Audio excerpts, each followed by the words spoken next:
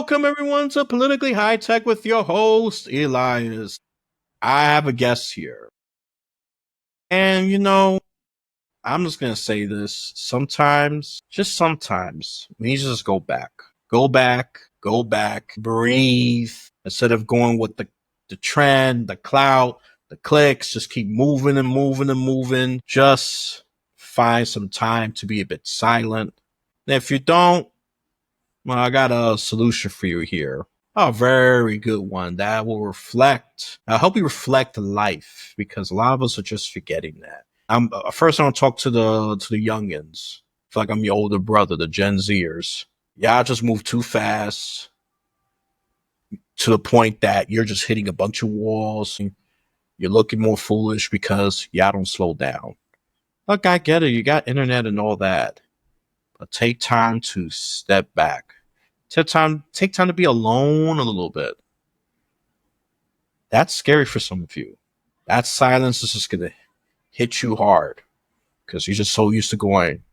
And for those of you who are paying attention to the audio, you're going this freaking fast without processing anything properly. You're only processing at best bits and pieces of every split second, and then you got a screwed up understanding. Okay. So I'm happy that I actually encountered this, okay? And we need to slow down. And before I get into this book, because it is needed, let's introduce the guest. She's already been smiling, waiting patiently. I'm not going to go along with my monologues, not my style, unless I think it's too darn important. Yes, I'm using super PG language today, all right? You know my vulgar. You go to the other episodes if I'm vulgar, controversial. I got different modes, okay? This one's gonna be more PG, okay? Or, if a little swear happens, so be it. I am pro free speech. I'm pro 1A. I don't want the Democrat or Republican flavor of it because they both have messed up. They both are dishonest, okay? Just to put it simple and plain. So let's introduce this guest here. She's been smiling and waiting patiently, and I'm going to shut up and end this monologue quickly. Let's welcome Teri M. Brown. She has a lovely smile. She just can't wait to spill her wisdom. It's not just for show. It's not just for show. It has wisdom, it has substance behind it. It's not a fake smile, like a little cringe and all that. No, for those of you who are viewing or getting treated how silly I look, those of your audio, just think of someone who's cringing and smiling. Just use that imagery for those who are just listening to the audio version. Okay. So let's welcome Teri M. Brown. Just give an introduction. Since you're new, you could go long-winded about it. That's the privilege of the new guests. And what do you want the listeners and the viewers to know about you? All right. Well, first of all, thank you, Elias. I'm really excited to be here today. Super happy to have you. Really excited that you read the book. I think that's amazing because a lot of times people don't take that time before they talk.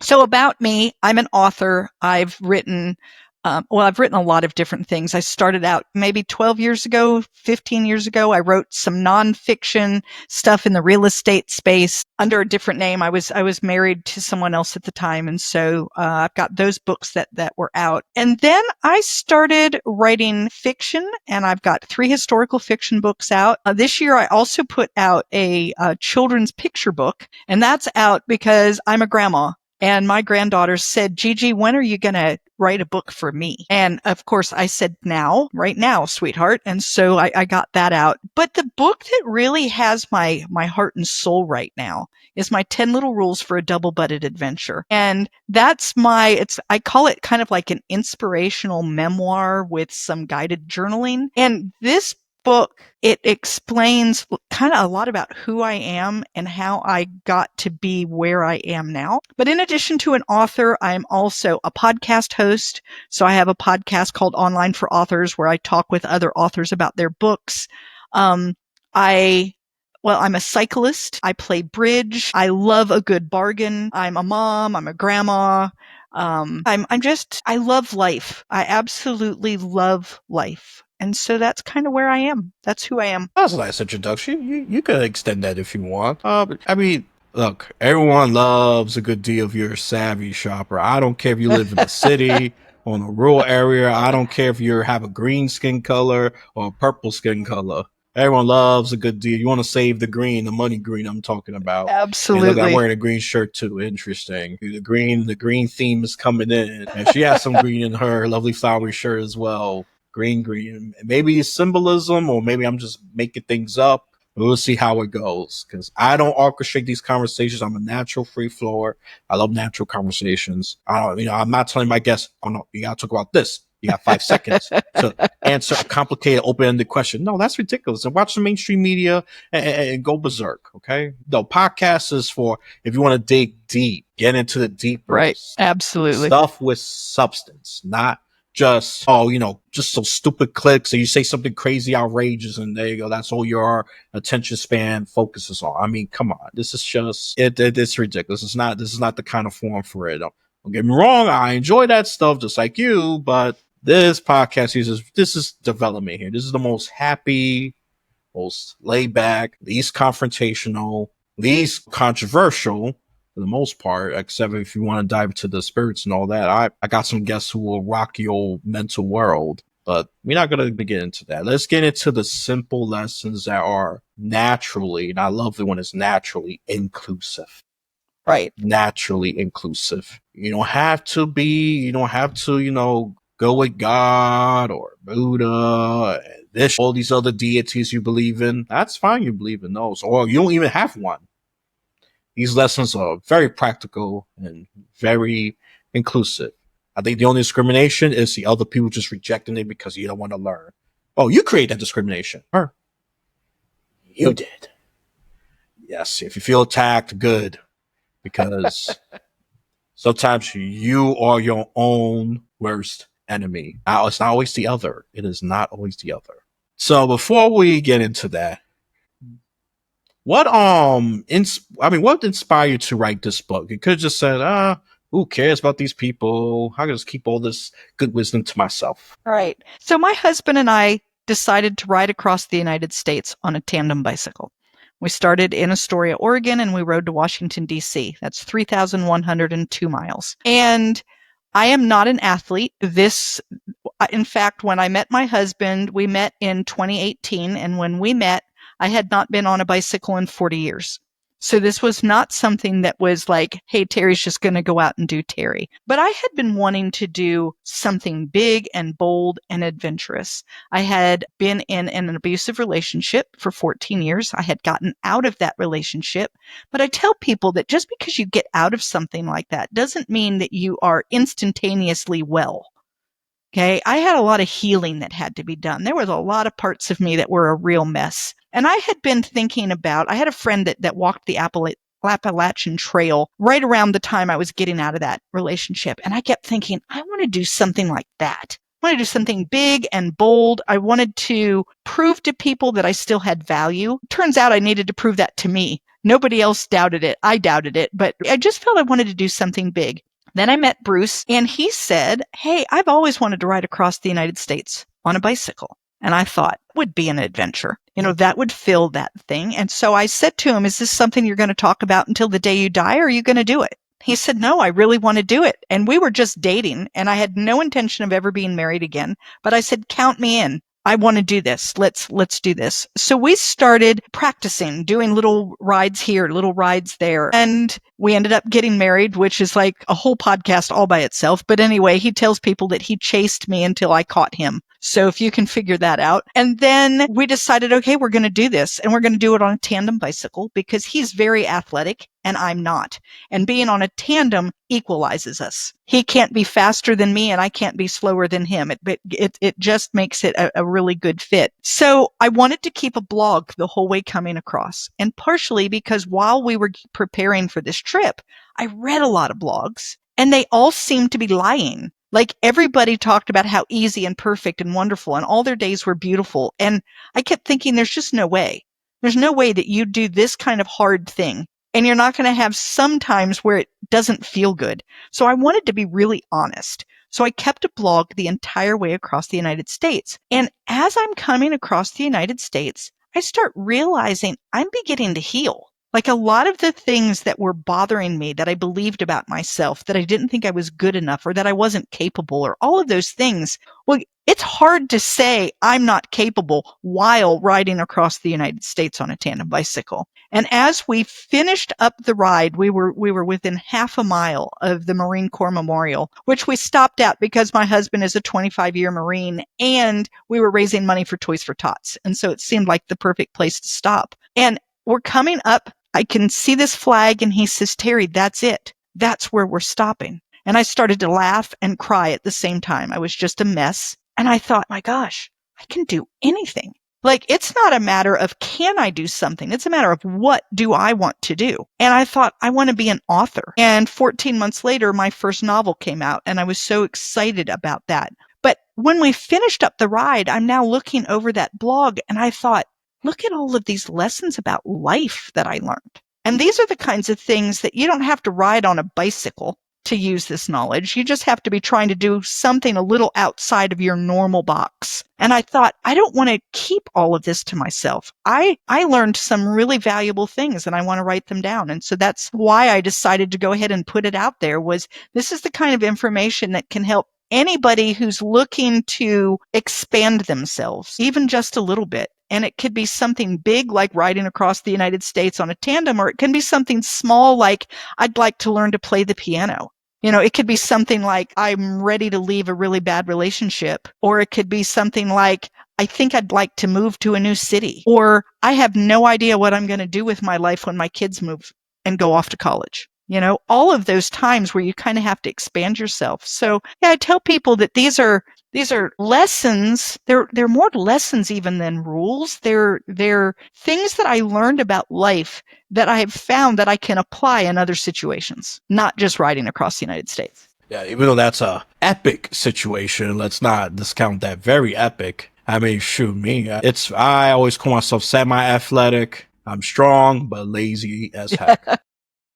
But no, that's just me. But you could, the lessons that she has, all 10 of them, I'm not gonna list them. We're gonna list what's the highlight, what's the least favorite, what's the most favorite. Okay, but there's 10 lessons altogether. She's not ripping you off. That, you know, I read the book and it even has reflective questions and some poetry in there. Okay, so it's a multifunctional kind of book, and the poems had a bit of a artistic, abstract, and a beautiful layer. Normally, I hate poetry; I find it dull, but this one just makes sense to me because I could connect it to something. Okay, he's a creep. He's a sim. He just wants to date her and get inside her.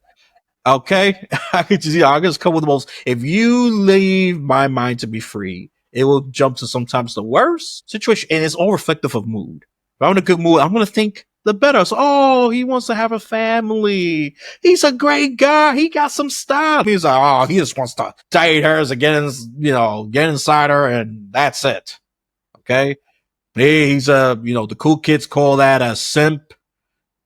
Traditional people call that a creep, womanizer. Okay, trying to include all you generations in here. Okay, so that's how I see poetry. But to me, it's a nice touch. It could have been a bland book. I struggle right through 10, but she's a creative. Okay, she didn't have to tell me that. The book told me that. She's a creative. Okay, and you really should read this book. You know, it's not just a passive read that you just read and just store it in your brain or you forget about it. Let's be real. We forget a lot of information we read. This one gets you working. This one gets you think deep. So it's lack of I'm not trying to be punny. It's an active book in the sense that it gets you to reflect on yourself mentally. And if I want to go a bit further, even spiritually. Right. It has questions after each chapter. And so we call it guided journaling. And essentially, I am an expert in me. I know what I need out of life. I know what I learned from these, this time that I spent on the bike. But my rules may not be what you need, and they may not be the thing that you would learn from this. And so after each chapter, I kind of ask these questions that help you kind of go through your own mind. Like, well, how do I feel about this chapter? How can I apply it to me? Is there a rule that works better for me? Is there a way to expand on this rule? And I tell people, maybe you don't need 10 rules. Maybe you only need 8. Maybe you need 14. And this book is to help you kind of guide yourself towards what are those things that are going to make you lead a more adventurous life, get outside of your box, be willing to experience and experiment. You know what? She is much nicer than me. I would have forced those 10 lessons on you. You gonna make it work, okay? No, some of you people are so stubborn, all right? She said, some of you may need 8. I was like, what? No. It's no, I'm kidding. It's true. Let me have learned these lessons. I mean, let me be honest. Let me calm down a little bit. You know, something, or you could come with a unique lesson. Exactly. She already gave 14, maybe 4 more. I was like, I don't know. People are a little lazy than that, but hey, she's very nice compared to me. It could be that one of the rules that you see and you think, wow, that's really like 2 rules for me. Like I see it this way and I see this. And so I want people to feel like this is more like conversation starters, you know, like a way to think about life. And then what can you do with it? How can you apply it to you and your situation? Because the likelihood is that most people who are listening today are not going to get on a tandem bicycle and ride across the United States. It's very, very unlikely. But I can guarantee that every single person that listens at some point in their life are going to have to stretch outside of the box that they've put themselves in. And that these rules will help in those situations. Yeah, and I love how you frame it, the normal box, because normal is different. Right. For many people. My normal is working on the computer. Your normal is helping other people. Someone's normal could be, I don't know, sniffing trees, be connected to nature. Whatever it is, right? I mean, that's America. You're not in some dictatorial country that you all gotta work. And you better have the right opinion or else you are executed. So appreciate that, you know. It's a little Americana I'm throwing in. I'm not going to be super political because we're not doing that today. Relax, tribes, relax. This is just lessons you could apply. And she's even nicer than me. Me, I would have just said, nope, you're going to learn these 10 lessons. And if you already learned them, prove to me that you have learned them. You know, I'll turn it to a little debate, but I'm not going to do that. You're lucky I'm not the author of this book. I think I might get more hate than love. Who knows? Or, you know, some people, or the possible people say, oh, this is tough love. I needed this. Maybe some people need a more gentle approach. I seriously say that solutions has to be kind of personable, that's compatible with the person, right? So yeah, absolutely.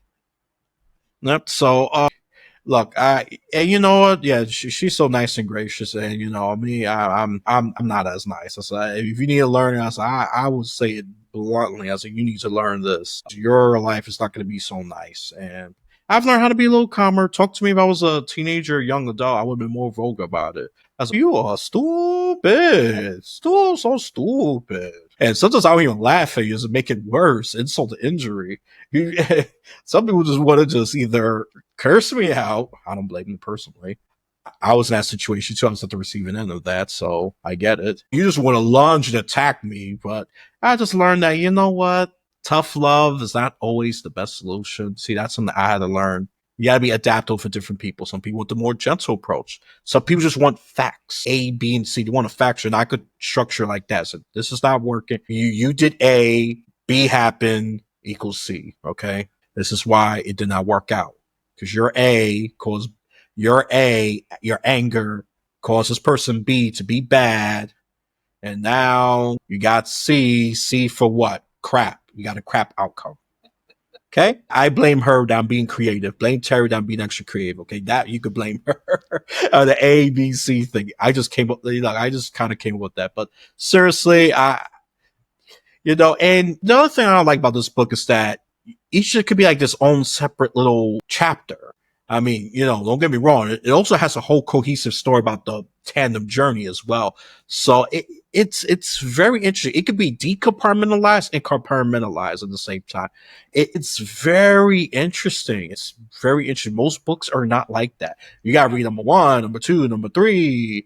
You know, oh, but I want to read 10. 10 seems exciting. No. You want to have a complete understanding. You got to read the first 9 chapters. This one here, you could read just 5 because it gravitates you, or even 10. Or who knows? Or you feel like reading 1 in the next day. You know, it has a multiple pathway, which is very unique. Most books don't have that. I'm not going to say much content in there. Okay, I'm not a spoiler person. I respect the producer's work. Okay, I respect that. Maybe at worst it's just a little minus score depending on what answer we give to these next questions. So the next one I have is, this might be a challenging one for you. This is a positive ending one. Which one of these 10 lessons are your most favorite? So it is a little hard for me. I have two that are really, really near and dear to me, and for two very different reasons. So I'm gonna, if you're okay with it, I'll give you my two. Go ahead. All right. So one is rule number 9. It's called never quit on a bad day. And the reason I love rule number 9 is this was a day that we were traveling and we had to go 70 miles. There was nothing between where we had spent the night before and where we were going to spend the night. So 70 miles, and that's a long day on a tandem bicycle. It was a hot day. It was hilly. The wind was blowing toward us, which meant that we're like against the wind all day. We went through a valley where there were mosquitoes that were huge, and I swear that they drank bug spray for breakfast. I mean, they were landing all over us. It was horrible. And then we had not one, not two, but 3 flat tires that day. So by the time we pulled into this town in Montana, Glasgow, Montana, I was done. And I wasn't done for the day. I was done. Like, this is stupid. I hate it. Why are we doing this? This is miserable. And I was keeping the blog and I would put it out every day. And we had people who were reading it as like they were waiting for it. We rode during the summer of 2020. So it was COVID summer. So there were people who were stuck at home and they're watching this. And this is what they do for their entertainment, was read my blog. And so I wrote the blog, and in the blog, I said, I think I'm done. Like, we talked about it before we ever came out, that either one of us could say enough's enough. And I think I've had enough. Very soon after posting that blog, I got a note from a friend who texted me and just said, Teri, what you've done so far is amazing. You have ridden over 1,000 miles. You've made it over the Rocky Mountains. If you stopped today, you have nothing to hang your head about, because you've done an amazing thing. Most people will never do that. However, I recommend that you don't quit on a bad day, because if you do, you will always wonder, could I have done it? So she said, I recommend you take a little break, maybe take a couple of easy days. If you still feel that way, then by all means, stopping is what you should do. Whatever you decide, I'm proud of you. And that was kind of the end of the text. So I took that to heart. And the next day we had a fabulous day. Oh my gosh, we flew into the next town. The wind was behind us, blew us into town. By lunchtime, we were already in a motel room and we slept all afternoon. We got plenty of sleep. It was absolutely fabulous. And we stuck with it. And in the end, we did make it all the way across. The reason that is such a good rule, to never quit on a bad day, is because think about it. When you are tired, hungry, emotional, you can't make good decisions, right? And so anything could make you stop doing something. My shoes are too tight. The sun came up in the east again today. I mean, anything can make you just say, I'm tired, I'm done. But when you've had a chance to kind of pull back, and you can really think about, do I want to continue this? Is it really something that I want to do? Then you can make a real good decision. So I tell people, don't mistake this for never quit, because sometimes stopping what you're doing is exactly what you should do. I was in an abusive relationship for 14 years. I needed to get out of that, right? Never quit would have been a horrible thing to tell me, right? If you're in a job that you hate, to say never quit, maybe you need to think about when you do it. Maybe you need to be smart about doing it, but it doesn't mean you shouldn't do it. Or it could even be that you've chosen to do something that you thought was going to be fun. And after a while, you realize this really isn't what I thought it was going to be. And this isn't serving me anymore. So I really learned this idea of never quit on a bad day. Give yourself space, pull back. My second favorite one, and this is a sad story, Elias, so get ready. I don't know if you're going to need tissues. You might. In June of 2022, my husband was diagnosed with glioblastoma, which is an incurable brain cancer. And he passed away in January, just a few months ago, which is really hard on me because he was my person. He died on January the 10th. And on that, I had been waiting for a copy of this book.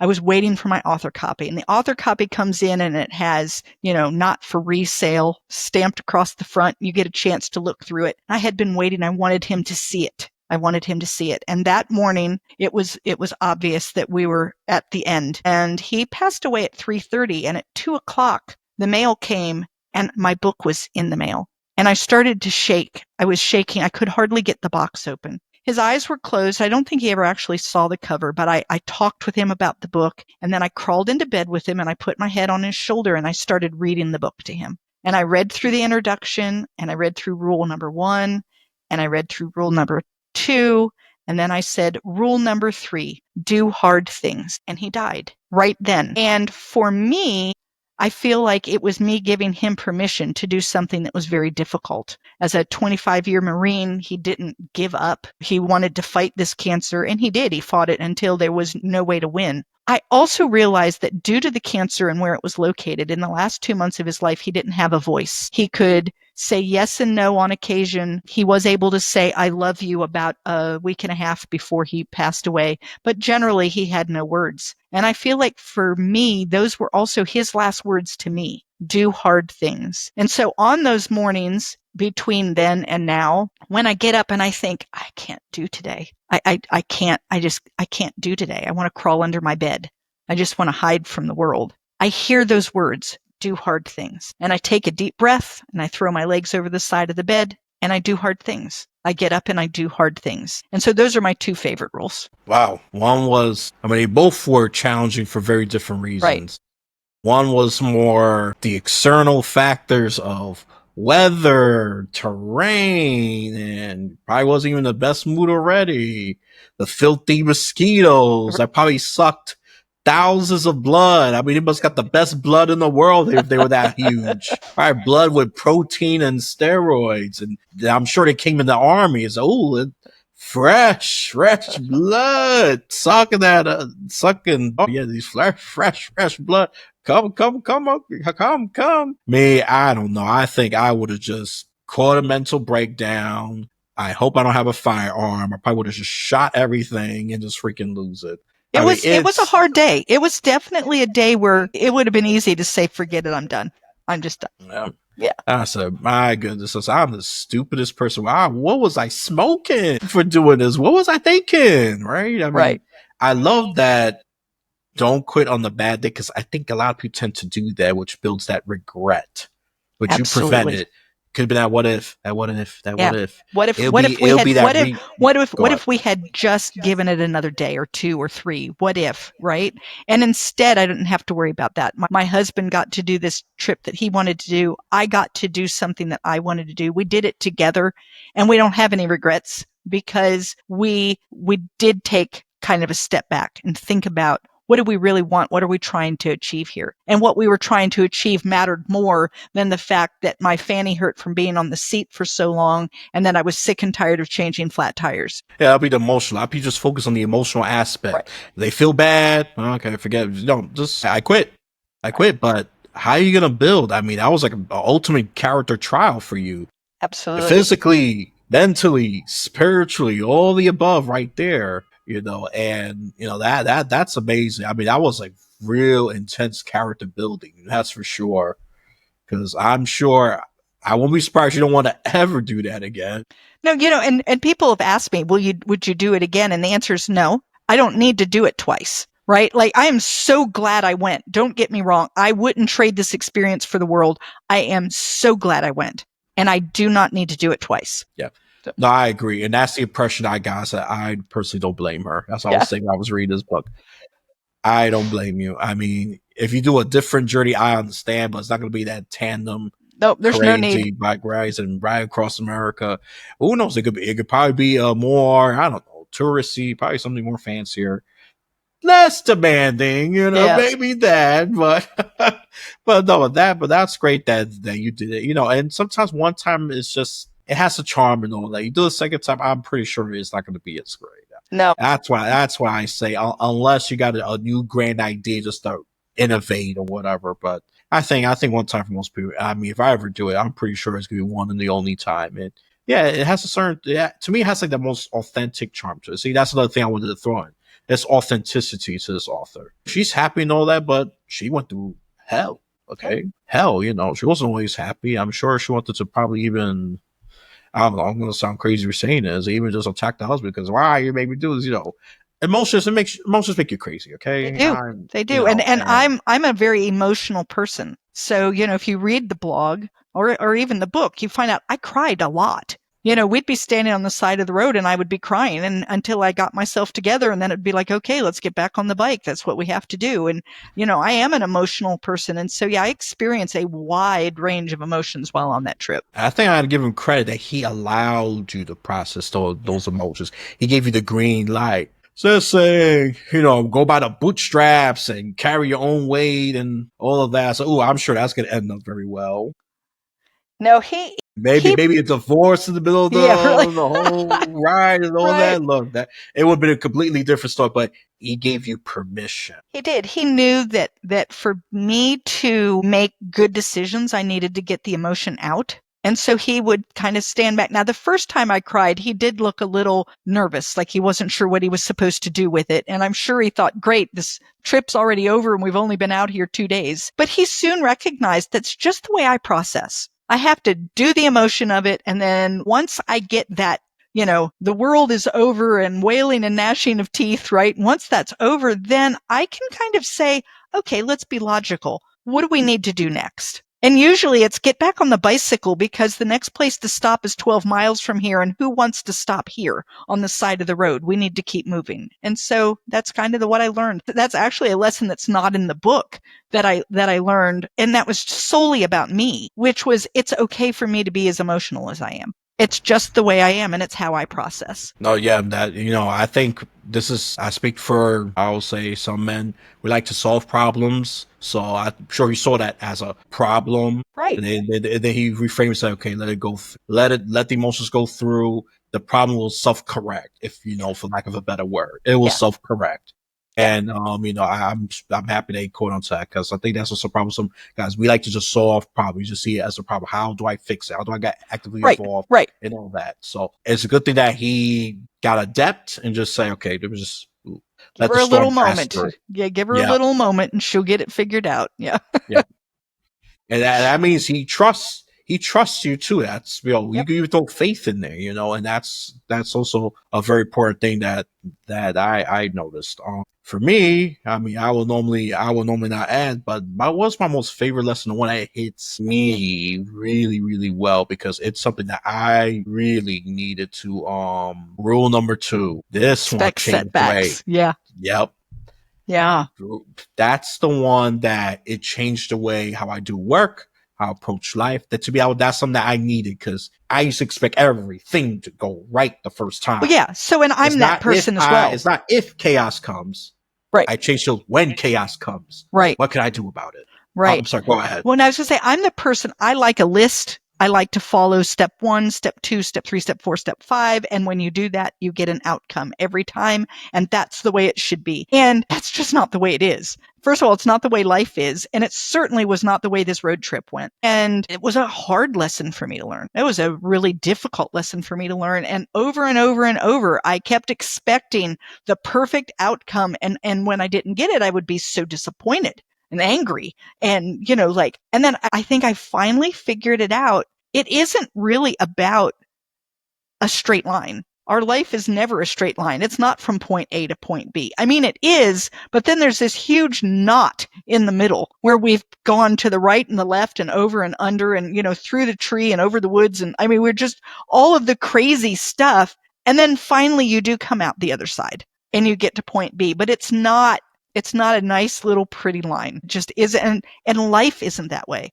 I mean, if you think about anything, losing weight, right? Most people do not lose weight in a continual line. They lose, they gain a little, they lose a little, they gain a lot, they lose a little. And this is just the way it is. In the end, you've gone from where you were to where you wanted to be, but it didn't happen in this nice, neat half pound every 3-day increments. And you just went, that's not the way it works. And absolutely. Me, you say not, me, I call it scribble scrabbles. Yes. Exactly. It's just a big tangled mess of yuck. Yep. That's, they all serve their purpose. It's not a straight line. It messes things up. It causes inconvenience, both of them. Not is just more tight and you gotta untangle it somehow. And scribble scrabble is you gotta clean it up. Yeah. Straighten it out.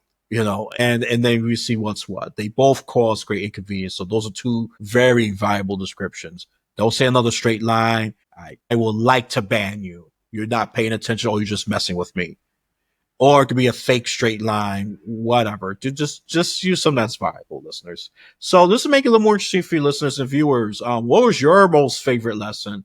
Make sure you read the book, because I will catch you if you don't. Okay, and when you read this book, the question I have is which lesson was your most favorite? Which one hit home the hardest for you? And just like Curb, I allow some rules to bend. If you got a second one, maybe a third one. Say it. I want conversation to keep going. I just ask in a way that it's a suggestion, not a rule. Okay, it's a suggestion. I didn't expect to get two answers, but I welcome them anyways. Right. Because I'm sure I'm going to get something of value. So just say, okay, no. I just say one. I could have been strict, say, no, just stick to one. One. Thank you. No, one. No. Okay. Thank you. No, I don't do that. That's nonsense. And look, I bend some rules here. Rules are really a suggestion here. The only rule is just come on, be ready, and all of that. Simple stuff. And the guests can't do it, and they're not ready to be on a podcast. Come back later, or just don't come back at all. You want to have that fixed nonsense mindset, don't come back here. But if you want to get better, then come back when you're ready. That's what I've told some guests, because some certain potential guests thought I was a bit pushy. I said, nope, there was a rule there. Once you message me, you have to be ready by a certain time. If not, then we get you postpone it, or you just don't come back. Right. Life keeps moving. I would like to meet some of you, but if it doesn't work out, I'm not going to, some things are just not meant to be, and you just got to accept that. And it's okay. It's all right. Yep. That's it. Just like, she gave a good example about quitting. Yeah, quit a bad relationship. It's a very good idea. Yeah. Quit a job. Yeah.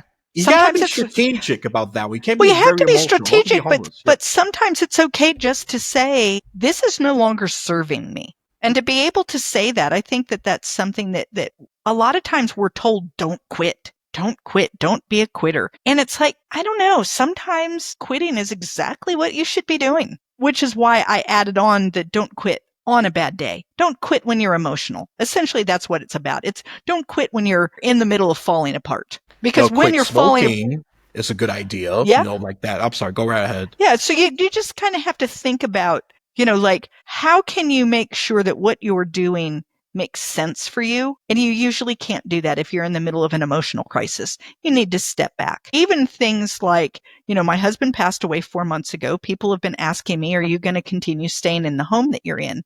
Well, he and I talked about this, and I promised him that I would live here for at least 1 year, because he knew how difficult it would be for me to make a good decision in the middle of me trying to now figure out what life looks like without him. And so that's kind of a variation on never quit on a bad day. It's that idea of you don't want to try to make these big decisions when you're an emotional mess, but once you've figured that out and you know where you are, now you can make a good decision, stay or go. Start or stop. You can do those things, but in the middle of crazy, that's not the time to be doing that. Oh no! Once you're so emotional making decisions, you're gonna regret them. Right. It may feel good for probably, and I'm just gonna give you some charity. 5 seconds, maybe a day. Maybe a day. That regret is gonna come. Yeah. Once you let that guard down, regret comes lightning speed at you. Okay. Absolutely. That's all I'm gonna say. Listeners and viewers, I really hope you're paying attention to Teri here. You could ignore my craziness. That's fine. Pay attention. She has such value. Okay. Such value. Just make sure you're paying attention. There is wisdom here. It may sound simple. It may even sound cheesy to some of you, but there's wisdom. Stop being a stuck up. Stop being stiff neck. Just listen to the lesson here. Okay. No, I mean, in all seriousness, just learn lessons here. I mean, come on, going on a tandem bike ride across America. It's just no easy feat. If I don't go look at her appearance, she don't like the type to do it. Okay? No, in fact, people say to me all the time, you did what? And it's like, yeah, I'm not an athlete.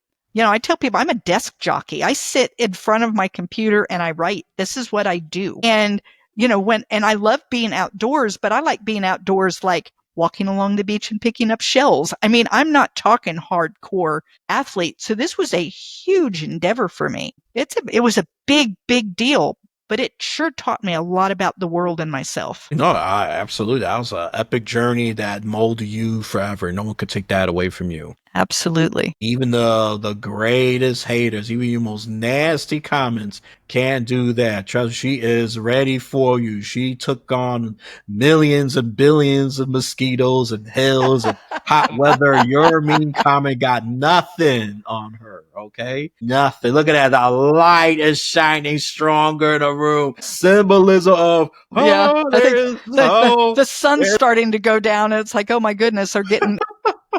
Well, ironically, it looks even brighter. Yeah, the sun is going down, and well, it's already almost done in my area. But look, listen, your mean comments is not going to do anything, and all I'm going to do is ignore you. If it's just you're stupid, you're fat, your mama ugly, I just can ignore you.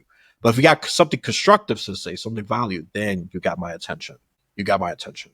Or positive, maybe, but add some constructive positivity if it makes sense. I will respond. But you just say, "Oh, you did great." Okay, how did I did great? I like to know how I did great. That's not good enough. I'm just gonna scroll past, just like the mean one saying, "Oh, you're stupid" and all of that. You should die.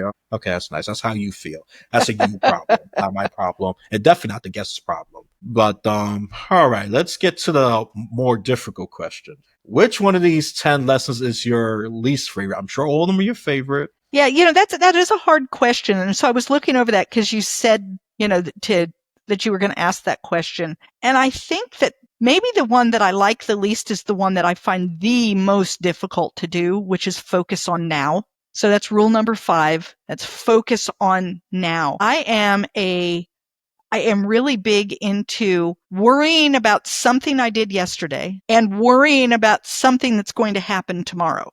That may or may not ever happen, but nonetheless, I'm worried about it. And so I play over conversations in my head of things that I said or shouldn't have said, or I wish I'd said differently. And I'm doing all of that in my mind. And then I'm also worried about what's going to happen tomorrow.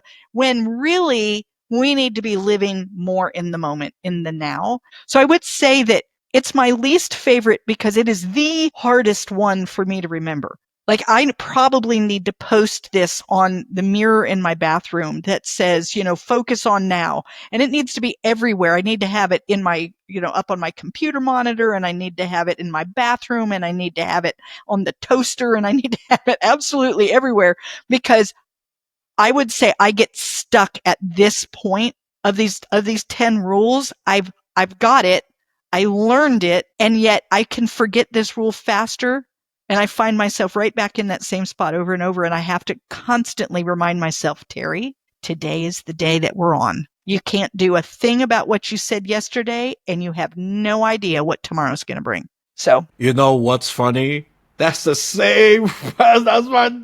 Was that the one that you got that in common? Yeah. I'm thinking about the past, the future. Even as a strategist, I said, "Oh, this is okay." I said, "Why did I do that? Oh, that was so stupid. What I did in the past." I'm thinking about the future, how to perfect that. Right. Yeah, it's so hard. It's personally hard for me to be in the now unless I'm doing a podcast. Right. Podcast forces me.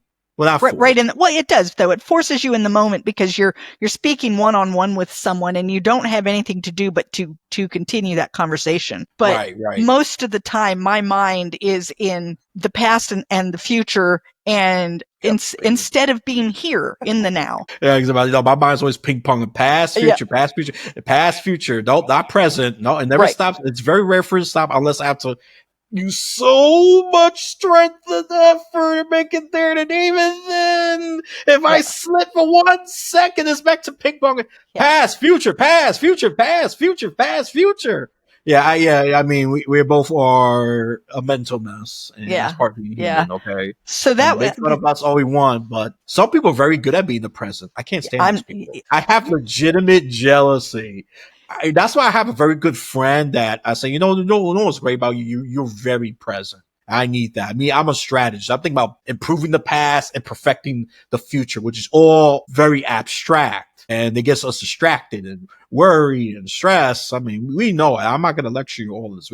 We all know this at some level, right? Right. And I perfectly agree. 5 was the one I said, really? Terry, can you just remove that lesson or do a second edition, remove that lesson? No, but no, So, yeah, it is very important. It's very important. it Go is ahead. so important, and it is so really it should be my favorite. Like, it should be the one that I focus all my attention on because, I need it so badly. But I think that when I see the focus on now, I immediately know that that's not what I do well. And so I don't like it. I don't like to be told I don't do something well. And I don't do that one well. Well, may I say, what the heck you expect me to do? I'm trying to prevent things from happening here, all right? Leave me alone. That would be I'm sometimes people tell me that.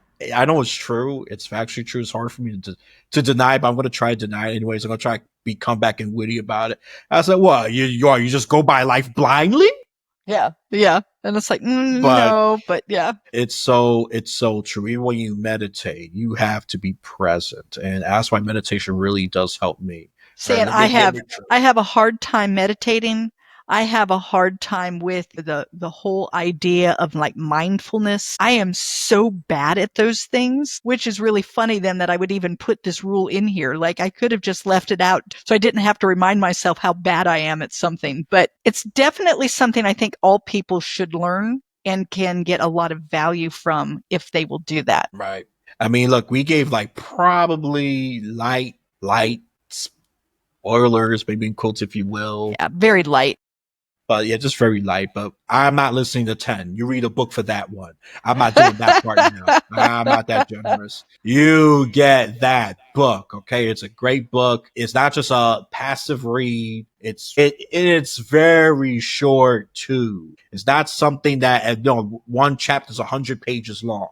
No, it's a quick read, and I tell people it's one of those reads you can put it on your bedside table and you can read one chapter and then think about it for a day or two or a week or whatever. You don't have to sit down and read it all the way through. I've had a lot of people who they've read it all the way through and then they go back and read one chapter and work on it because they realize, oh, wait, this one is the one I need. So you read through and you said to yourself, it was what, chapter 2, expect setbacks. And so that might be one then that you would say, well, I need to read that again. I need to really look over those questions. I need to really think about how to apply this in my life. And so, there's a lot of different ways that you can go about reading the book. No, absolutely. And that's what makes this book so different for so many others. You got to read 1, 2, 3, 4, understand 7. No, right. You can decompartmentalize. I don't jump to 5, to read 8, the next day, whatever. Or you can even read the whole thing and then just do a deep dive into the ones that apply to you. I mean, there's just so much ways to do it. It's so customizable, so personable. And who knows? And I'm going to challenge you, listeners and viewers, come up with the 11th lesson. Yeah, I ask people that. Sometimes I'll go and I'll give a talk about this book and I'll say like, what's an 11th lesson? And I actually have an 11th lesson, which for me, I kind of learned it really as I've talked about it more and more, which is you have inside of you everything you need to be successful. Like, we need to stop looking to become something more, something bigger, something. What you need is already in you. Look inside and find it. Now, the world has been really good at covering it up and hiding things from us. Like, I lived in that abusive relationship and there was a lot of good stuff of me that was hidden underneath a lot of junk, but it was still there. This ride did not make me become someone else. It helped me discover who I was. And so I think that would be I don't know quite how to put it down into a quick rule, but essentially you've got what you need inside of you. Maybe I got one. Accept it, reject it sometimes. Maybe success is within. Oh, I like that. That would be, that would kind of hold it all together. But that idea that we don't have to become someone else. I don't have to be like Elias. Elias doesn't have to be like Teri. We can be whatever it is we need to be, and we have that in us. For me to be successful, for me to have become an author and for me to have become a podcaster and I now mentor other authors and these things that I'm doing, I had all of that in me. I just had forgotten it was there. I wasn't accessing it anymore. I was looking outside of myself, hoping that somewhere else I would find what I needed. And all along it was in me. So I like that. Success is within. That's a good rule.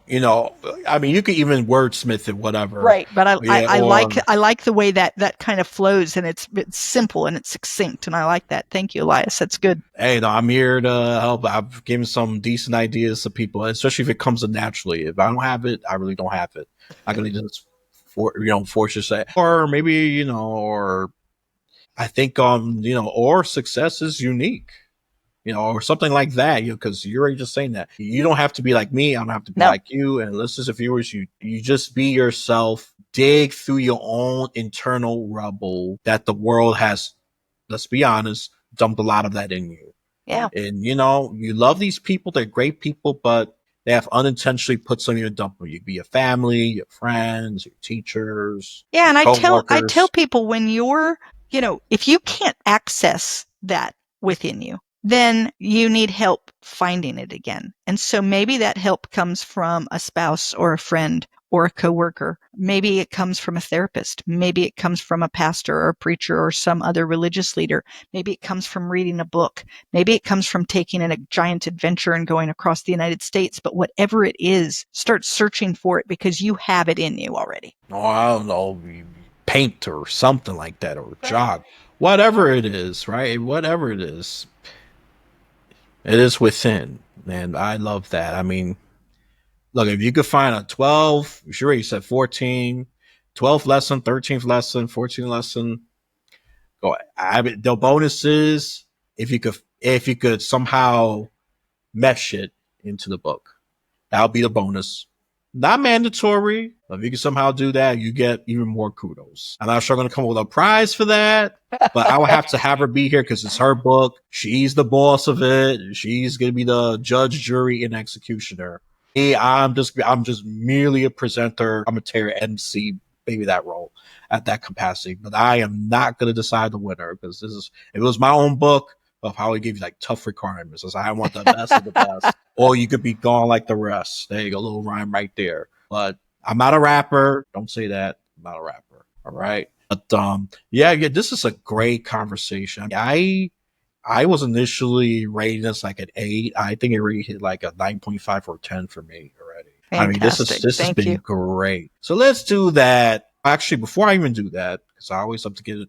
We are going to get to that. Anything else you want to add before we get to the shameless plug-in? No, I don't think so. I think the only other thing that I like to tell people is don't have a bucket list. If there's something in your life that you want to do, start today moving toward that. When my husband and I decided to go on this trip, it's not like we made the decision to go on the trip and left the next day.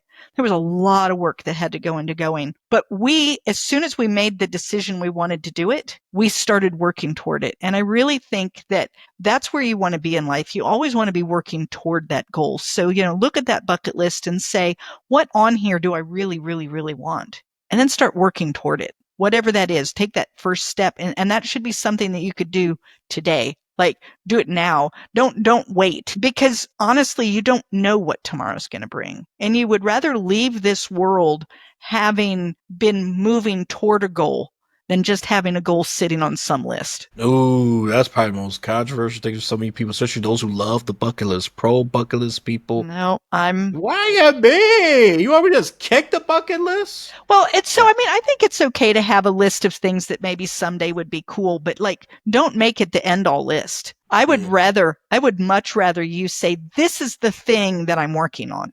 And it's Make okay. I have things I'd like to do. I would love to go to some Greek islands and see those. And I want to go to DC and see the cherries in blossom. And there are things that I have that I would like to do, but there isn't anything that is like deep in my chest. And if it is, I'm working on it.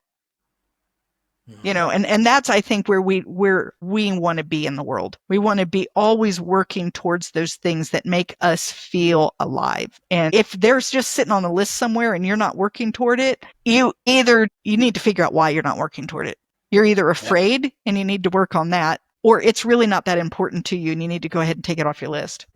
Some tough truths for some of you. Yeah. You said I was so nice, but I can have a little tough love in me. Yeah, look at that. Teri exposed. Tough love. Hey, I love it. It just adds more to the I don't want to say complex layers of authenticity. Because you can't be nice all the time. You can't be mean all the time. That's more like a cartoon character that they super Absolutely. exaggerate, super simplified versions of a human being. One is too Absolutely. mean, one is too nice, one is too smart, one is too boring, you know? We humans, we are a bunch of things, okay? You know, me, I got my nice side too. I got my nice side. I'm kind of sympathizing with the bucket list people. Actually, not really. I to be honest, I don't even have a bucket list, so yay. See, you win. You win in my book right there. I really don't need it because I agree. I say if you're gonna do it. Come with a plan. Just tackle it. On the serious note, I actually agree with that. For those of you who love buckets, your feelings are hurt. Too bad. Kick that bucket. Make it to action plan. Turn to action plan. Kick that bucket. Absolutely. Not in dead. Okay, I know some of you gonna just twist it to figurative speech and think I'm being evil. Nope, just kick the bucket literally, or in your head, or at least in your head. If you want to be super safe about it, in your head. And if you're angry, go in the middle field somewhere, kick the bucket. If you need to let out that anger, go right ahead. Good therapy, right there.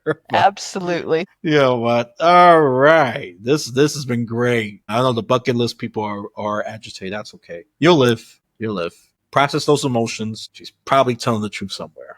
Okay. Process those emotions. You go through it, you'll get better. You'll be fine.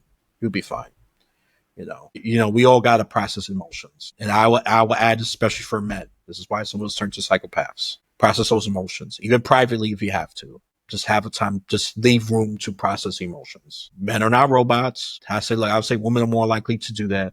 Even the rare women who hold it, that applies to you as well. Okay. Process those emotions, especially the tomboy, hypermasculine women. Process those emotions as well. The feminine men, you process those emotions. Good job. You're ahead of the curve there. Okay. So that's and the reason why I'm emphasizing that, because I think this is why we're having so much mental health issues. Yeah. And all that, because we just like to keep going live, keep masking, keep shoving things down, making, we overfill our inner junk capacity to a point it blows up. So yeah, this is a life. And I went through that. When I broke down. I just hold a bunch of stuff in. And so it's not pretty. You think you're being tough, but what you're doing, you're just becoming such a big emotional mess. Even worse than the ones who just process it. Those are little mess. Those are manageable, easy to clean. But if you keep postponing it, mess will be so big, it's going to take a long time. Yep. To rectify that, okay? Look, I'm not a psychologist and all of that, but I just know this through experience, and wise people like Teri will agree with me. If you disagree with me, I'm going to put this as nicely as possible. This is my nice side. You're just fooling yourself, and you're really hurting yourself. Not me, not Teri. We try to give you wisdom here, but you have to be willing, have the awareness and the receptiveness to take it. That's all I'm going to say. With that, let's get to the commercial, the very capitalistic part that some of you love and some of you complain about, but who cares? It's not charity work here, okay? This is not charity work. I love it, but it's not charity work. Can it be a charity? Yeah, but I don't want to. Not this one. Not this episode. That'll be a future episode when I throw prizes or things like that, but not this one. Not this one, okay? They, look, they need your support too. So let's go check on the Shameless Plugin. She has her website and she's an author. This is not her first book. Okay. She even mentioned one about the granddaughter who was, I won't be surprised, pretty sassy and demanding about, why am I going to get a book from me? Yeah. I'm just making things up. I'm just assuming as I go along here just for entertainment, but who knows? Or maybe she was so nice. She actually is a very sweet, hearing little girl, but she was kind of like, I don't understand. If you're an author, why aren't there books for me? And it was like, you know what? You have a very good point there. And I'm a good Gigi. I like doing with my grandchildren. So, if they want a book, I'm going to get them a book. Oh, there you go. There you go, right there. That's a little okay. Well, all right. She was just. I would say diplomatic, I guess. Yeah. I probably would have been more bossy. Say, why is not a book for me? What's wrong with you? But look, there's more than several books that she wrote. There's Feisty Deeds, Daughter of the Green Mountain. Was it Gap? Yep, Daughters of Green Mountain Gap. And then there is An Enemy Like Me. Oh, that one seems provocative. Sunflowers Beneath the Snow. That's probably the nicest one you got in there. That's actually one about Ukraine. And what's crazy is that book was written about 3 generations of Ukrainian women starting in the 1970s, and it came out 1 month before the current Ukrainian crisis started. Wow, now that's historical. Yeah. Oh, to be honest, that's an entirely separate podcast altogether. Altogether, absolutely. That's, and that is, I'm pretty sure I think that's what you mean by historical fiction right there. I'm sure you connect, true events and all that and add, creativity to it. Right. I tell people all the time, for me, historical fiction is you make sure that you do the history, that you have your facts as straight as you can get them, given that you weren't there. And then the fiction part is I get to let my fictional characters, do things within that setting. So I try really hard to make my facts as factual as possible.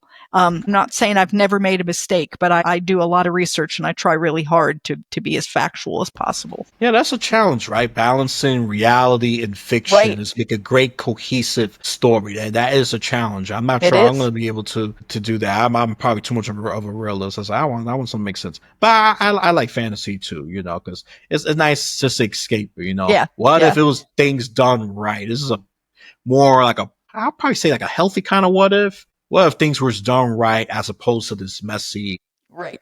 I think it's more like a therapy right there, Agree or disagree, it don't matter. That's just my opinion of that. You wish things were done differently. I mean, come on, we all have that. I wish that war never happened, period. Okay. And I think that war personally could have been prevented. Oh yeah, there's a lot of things to talk about with that. But what I also tell people is that I am not, I'm not a government official. I'm not a political scientist. I'm an author, and this was a book that came to me before this war was, right? And I had this idea, so I'm only like an expert on my characters and the time period in which they lived. And, people ask me a lot of questions about the war and what do I think? And it's like, what I think really has very little to do with A, the book, and B, with reality, because what I think doesn't matter.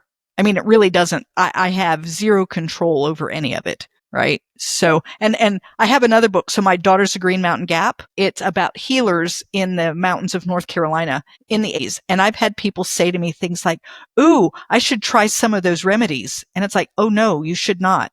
I am not a doctor and I do not play one on TV. Like, this is fiction, and so you have to kind of remind people sometimes that there's that line of fiction. And if my book made you think that, wow, it'd be kind of cool to start looking up some of these more herbal ways that's great, but don't look them up in my book because it's fiction, right? And if it leads you to want to learn and explore about something, that's the fabulous thing about fiction, is that it can get you to think about things and do things and experience things that you might not have otherwise done. But then go to real good sources to do more, right? Because I'm an author. I'm a fiction author. And check with the experts, darn it, know. Absolutely. Come on. People, you could do better than this. You gotta separate reality and fiction. Right. If it inspires you, fine, just like she said, but do your research, talk to medical experts. Exactly. Holistic experts. Well, and don't look at when you go to Teri is maybe how to write a book, right? Things like that, but right. Well, not for health. Well, and like I said, not for no, go ahead. That book was written in a setting in the 80s. Well, in the 80s, they were still doing bloodletting for diabetes. Like, we don't want to use remedies that were in that book because things have changed and we've learned things and we understand things. So by all means, if it encouraged you to look into more holistic medicine, that's fabulous, but do that in a wise manner. Yeah. Make sure you have experts and second, third, and fourth opinion, whatever opinions you need before Absolutely. you do that. Come on, people, you got to do better. I know you're desperate, but don't let desperation blind you, because desperation does lead to stupidity. And absolutely, you don't want to be foolish. You don't want to be foolish. You really don't. And look, listen, go to her for art, writing, those kind of things. That's her strong suit. Like me, you want to go to political analysis, you come to me for that.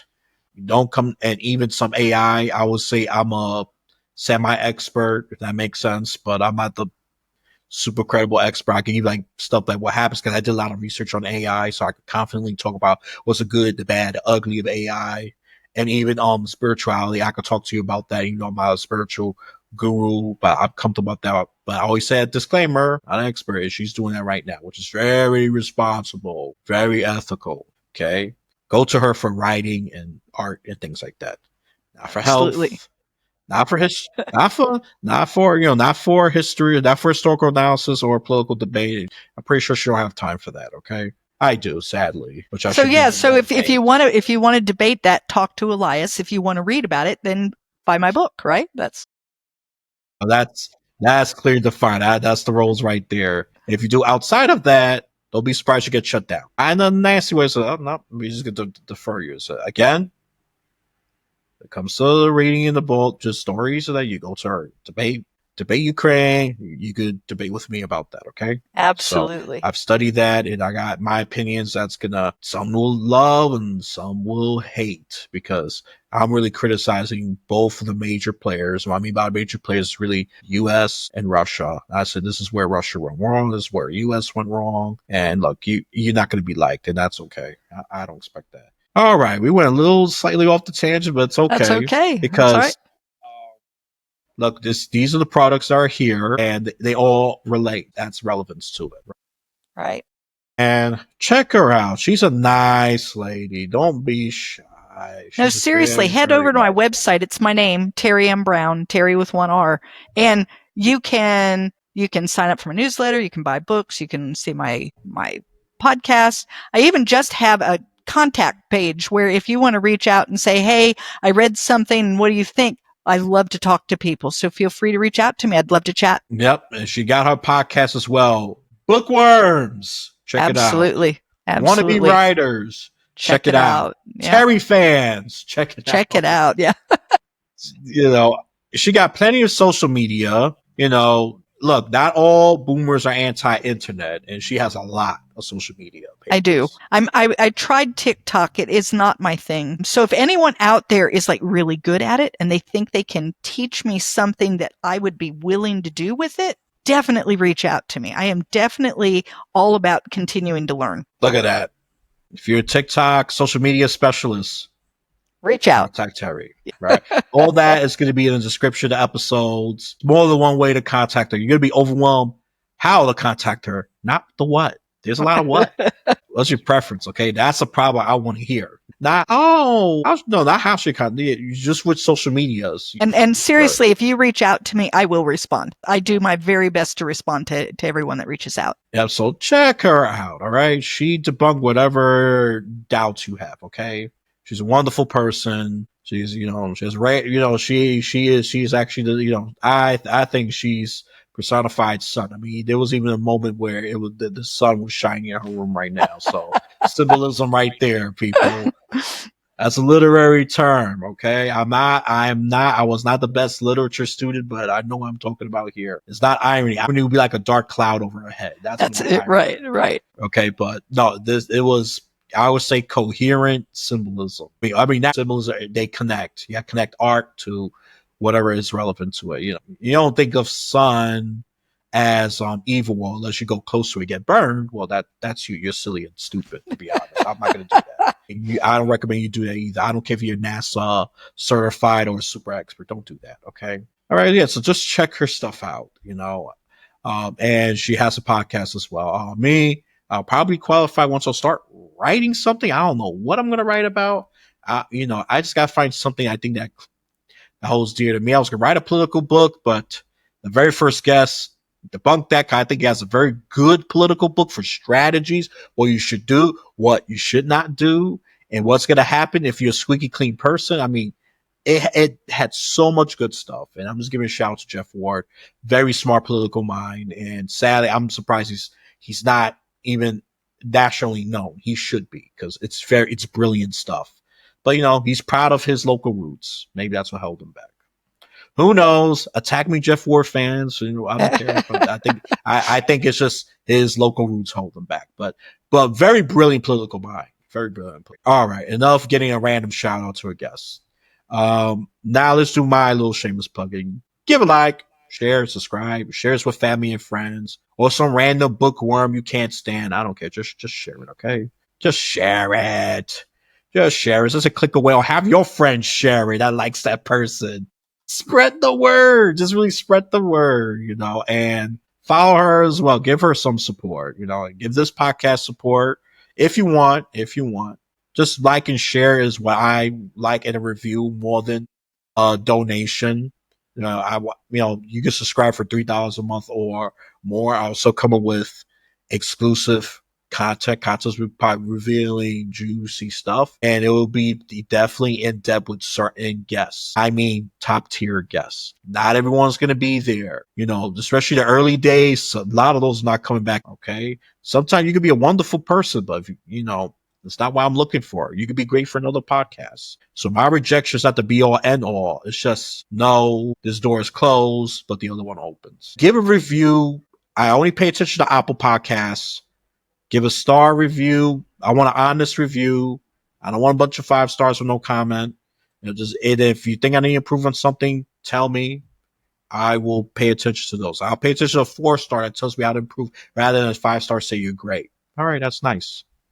And now I got the honor of getting that shadow 1-star that the person won't say anything. So great. My numbers went down. But it's okay. It's okay. And, that just means that I'm getting a little more popular because all great podcasts had that 1-star rater who just put 1 star and don't even say anything. So I got that honor. Thank you, cheap reviewer. Thank you. You just boost my authenticity. I'm not that artificial 4.9 5-star podcast anymore. Okay. That's some authenticity. So thank you for that. Really. So when you complete this visual or audio journey, you have a blessed day, afternoon, or night.